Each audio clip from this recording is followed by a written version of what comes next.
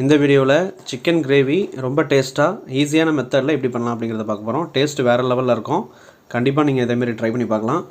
So இந்த chicken gravy ready பண்ணுறதுக்கு first chicken 1 kilo எடுத்துருந்தோம். அதில் ஒரு அரை டீஸ்பூன் அளவுக்கு மஞ்சள் தூள், அப்புறம் 1 டேபிள் ஸ்பூன் அளவுக்கு மிளகாய் தூள் ஆட் பண்ணியிருந்தேன்.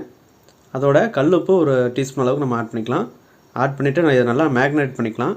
நல்லா இதை அப்படியே கையில் வச்சு நல்லா மிக்ஸ் பண்ணிட்டுருக்கோம். இந்த மசாலா, மஞ்சத்தூள், உப்பு இதெல்லாமே இந்த சிக்கனில் ஏறும்போது உங்களுக்கு கிரேவிக்கு டேஸ்ட்டு சூப்பராக இருக்கும். ஸோ இது ஒரு 20 நிமிஷம் அப்படியே விட்டுருவோம். இப்போ நம்ம இது தாளிப்பு ரெடி பண்ணுறதுக்கு ஒரு பாத்திரம் அடுப்பில் வச்சுட்டு அதில் கடலெண்ணெய் ஒரு 50 ml, ஒரு 2 டேபிள் ஸ்பூன் அளவுக்கு நல்லெண்ணெய் ஆட் பண்ணியிருந்தேன். அப்புறம் கடுகு உளுத்தம் பருப்பு கொஞ்சமாக போட்டு பொரிய விடுவோம். பட்டை, கிராம்பு, ஏலக்காய், அன்னாசிப்பூ, கல்பாசி, பிரியாணி இலை இதெல்லாம் வந்து ஒரு 2லேருந்து 3 இப்படி எல்லாத்துலேயும் ஒரு 2, 3 இப்படி எடுத்து போட்டாவே போதும். அது பொரிஞ்சதுக்கப்புறம் இஞ்சி பூண்டு பேஸ்ட்டு ஒரு 2 டேபிள் ஸ்பூன் அளவுக்கு நான் போட்டிருந்தேன். அதுக்கப்புறம் சின்ன வெங்காயம் அப்படியே கிரைண்ட் பேஸ்ட்டு ஒரு பல்ஸ் மோடில் போட்டு நம்ம அப்படியே இதில் போட்டிருக்கோம். ஒரு 15 சின்ன வெங்காயம் எடுத்து நம்ம இந்தமாதிரி பல்ஸ் மோடில் போட்டு இந்தமாதிரி போட்டுக்கலாம். ஏன்னா சின்ன வெங்காயம் போடும்போது இந்த கிரேவி டேஸ்ட்டு சூப்பராக இருக்கும். ஸோ இந்த இஞ்சி பூண்டு பேஸ்ட்டு, சின்ன வெங்காயம் வந்து நல்லா பச்சை ஸ்மெல் போகிற அளவுக்கு நல்லா வதக்கிக்கலாம். அப்போ தான் நல்லாயிருக்கும். ஸோ இப்போ பாருங்கள் நல்லா வதக்கியாச்சு. இப்போ ஒரு பெரிய வெங்காயம் நல்லா பொடியாக கட் பண்ணி இதில் நான் ஆட் பண்ணியிருக்கேன். அப்புறம் ஒரு கொத்து கருவேப்பிலையும் நம்ம போட்டு நல்லா மிக்ஸ் பண்ணி விட்டுக்கலாம். இதோட 2 பச்சை மிளகாய், 2லேருந்து ஒரு 3 பச்சை மிளகாய் 2ஆக கீறி போட்டுக்கலாம். போட்டதுக்கப்புறம் ஒரு 2 நிமிஷம் நல்லா வதக்கிக்குவோம். ஆல்ரெடி இஞ்சி பூண்டு பேஸ்ட்டு ப்ளஸ் அந்த சின்ன வெங்காயம் பேஸ்ட்டு நம்ம எண்ணெயிலே நல்லா வதக்கியாச்சு. ஸோ அந்த பெரிய வெங்காயம் போட்டு ஒரு 2 நிமிஷம் அதுக்குள்ளே வதக்கினதுக்கப்புறம் நம்ம இதுக்கு தேவையான அளவுக்கு தக்காளி நம்ம ஆட் பண்ணிக்கலாம். நான் வந்து ஒரு 3 தக்காளியை நல்லா ஸ்லைஸாக கட் பண்ணி இதில் ஆட் பண்ணியிருக்கேன். தக்காளி நல்லா மசிகிற அளவுக்கு ஒரு 3 நிமிஷம் நல்லா வதக்கிட்டோம் அப்படின்னா இந்தமாரி நல்லா உங்களுக்கு தக்காளி மசிஞ்சிரும். இப்போ பாருங்கள் நல்லா மசிஞ்சிருச்சு. இப்போது நம்ம இந்த மேக்னேட் பண்ணி வச்சுருக்கிற சிக்கன் பீஸை இதில் நம்ம போட்டுக்கலாம். அதை மிளகாய் தூள், அப்புறம் மஞ்சத்தூள், உப்பு இதை போட்டு நம்ம ஒரு 10லேருந்து 20 நிமிஷம் ஊற வச்சுருந்தோம். அதை நம்ம ஆட் பண்ணிக்கலாம். இதை நல்லா மிக்ஸ் பண்ணி விட்ருங்க. சிக்கன் கிரேவியை பொறுத்தவரை நம்ம தண்ணியை ஊற்ற தேவையில்லை. இதில் ஆட்டோமேட்டிக்காக அந்த சிக்கன்லேருந்தே அது பிரிஞ்சு வரும். ஸோ நல்லா இதை மிக்ஸ் பண்ணி விட்டுருவோம். பாருங்கள் இந்தமாரி. இப்போ இதோட ஒரு கொத்து புதினா இலையும் நம்ம தேவையான அளவுக்கு நம்ம போட்டுக்கலாம். ரொம்ப போட வேண்டாம் கிரேவிக்கு.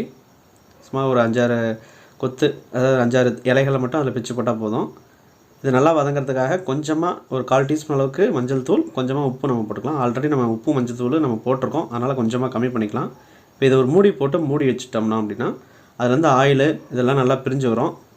பாருங்கள் சிக்கனில் இருக்கிற தண்ணி எல்லாமே அதில் ரிலீஸ் ஆகி வெளில வரும். அப்பப்போ மூடி வச்சுருந்தோம் அப்படின்னாலும் ஒரு 2 நிமிஷத்துக்கு ஒரு வாட்டி நல்லா கிண்டி விட்டுக்குவோம், அடி பிடிக்காமல் இருக்கிறதுக்காக. இப்போ பாருங்கள் திரும்ப நம்ம மூடி வச்சு எடுத்துக்கும்போது நல்லா ஆயில் எல்லாமே பிரிஞ்சு வந்துச்சு. அதுமாரி சிக்கன்லேருந்தே தண்ணி ஊற்றாமே அதில் நல்லா பிரிஞ்சு வந்திருக்கு. இப்போ ஒரு 1.5 டீஸ்பூன் அளவுக்கு கரம் மசாலா, ஒரு 1.5 டீஸ்பூன் அளவுக்கு மிளகாய்த்தூள் நம்ம போட்டிருக்கோம். ஒரு 1/4 டீஸ்பூன் அளவுக்கு மிளகுத்தூள் நம்ம ஆட் பண்ணிக்கலாம். காரத்துக்கு போதுமானது. ஏன்னா ஸ்டார்டிங்கில் நம்ம 1 டீஸ்பூன் அளவுக்கு நம்ம மிளகாய்த்தூள் போட்டிருக்கோம். ஸோ இதுவே காரசாரமாகவும் இருக்கும்.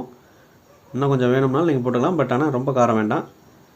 பாருங்கள் நல்லா மிக்ஸ் பண்ணதுக்கப்புறம் மூடி வச்சுட்டு ஒரு 10 நிமிஷம் விட்டோம் அப்படின்னா நல்லா குக் ஆகிடும். பாருங்கள் எண்ணெய்லாம் நல்லா பிரிஞ்சு வந்துச்சு. அவ்வளோதான். ஆல்ரெடி நம்ம மேக்னேட் பண்ணி வச்சுருந்தோம். அதுக்கப்புறம் நம்ம ஒரு வதக்கி அப்புறம் அது மசாலா போடுறதுக்கு முன்னாடி ஒரு 10 நிமிஷம் விட்டுருந்தோம். இப்போ ஒரு 7-8 நிமிஷம் ஆகிடுச்சு.